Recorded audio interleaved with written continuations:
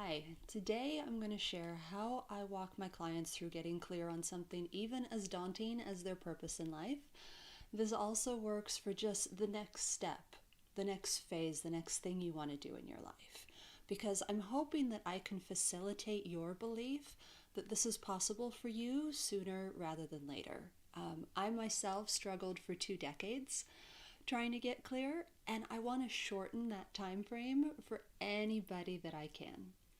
My name is Jenna Harrison. I'm the founder of theuncommonway.com, and I'm a mindset coach because I know that what goes on up here determines the results that we create in our lives, period.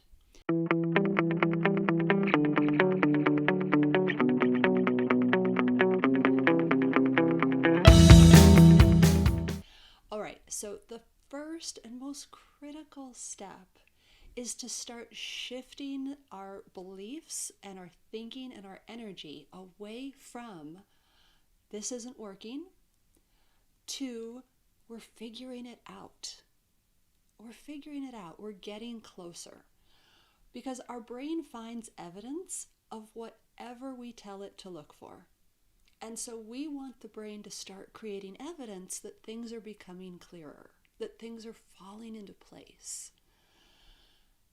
That alone is such a huge shift. And it is why I have even had, I remember one client in particular, she signed up because she wanted to get clear on what kind of business to start. And then when we got on our very first call, so I had never spoken with her other than our discussion about, a coaching relationship. On our very first call, she's like, I got it. I figured it out. It all came to me. Obviously, it was because it was there all along. And she finally, through her commitment to coaching, told her brain, look, we're doing this. This is going to happen. And it did. It surfaced because it was always there. All right. Number 2 is you've got to go big to go small. This seems counterintuitive because the way we're taught is you take an option, look at an option, you research it. You make your list of your pros and your cons, right? You assess your risk and your rewards, and then you are able to arrive at the most perfect solution. Here's the thing.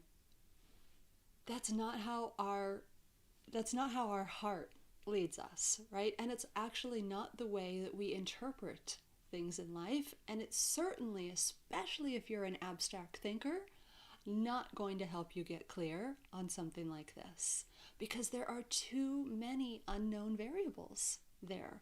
Therefore, the options of what could happen are infinite and they're entirely overwhelming. And that's why you find yourself spinning from this idea to then this other idea to this other idea and possibility. You're always trying to get information from those around you and kind of solidify your understanding to make you feel more certain. But there's always a level of uncertainty, and it's not really grounded necessarily in who you are because you're coming at it from way up here. So what we want to do instead, it's like I said, go big. So think about the big picture themes that have been running throughout your life and use those as breadcrumbs to lead you to the work you really need to be doing at this point in your life.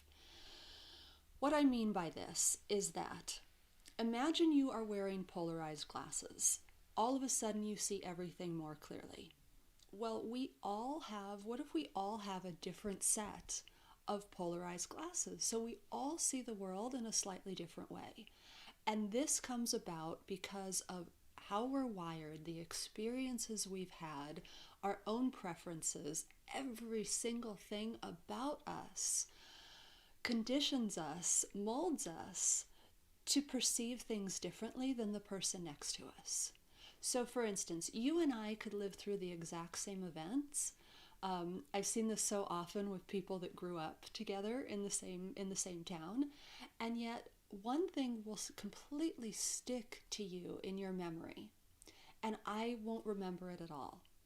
And the reason is there is something in that event or something about that event that that speaks to a broader theme in your life. It speaks to an undercurrent of where your brain finds importance, where your heart seeks understanding, right? And feels drawn to this specific thing. That's why these memories that sometimes seem so inconsequential are there in your minds. They're there because they're highlighting something about you that makes you unique and that makes you primed to go do this work in the world in a way that nobody else could do it. All right, so once you do that, once you get clear on the theme, right, without trying to figure out the details, already you have narrowed your field by 90%. And you're working then in such a smaller, more focused way. And it makes the clarity so much easier. It's less specific in the beginning, but it's far more accurate. And that's what we're after, right? Accuracy, the right next step. All right, so that's actually the easy work. That's the beginning of very easy work, actually getting clear. I know it doesn't seem that way. What's hard is getting out of your way. And so I remember I had another client tell me that she talks herself out of all of her best ideas. And I could relate to that so clearly. Once when this is long before I was able to get clear myself, I was going through a yoga teacher training. I remember our teacher was talking about how in the first chakra, right, it really, that idea speaks to those nudges we get, right, those small little hints of something that you can't even define yet, but you know there's something going on, right? It's subliminal, hasn't quite come to the surface yet.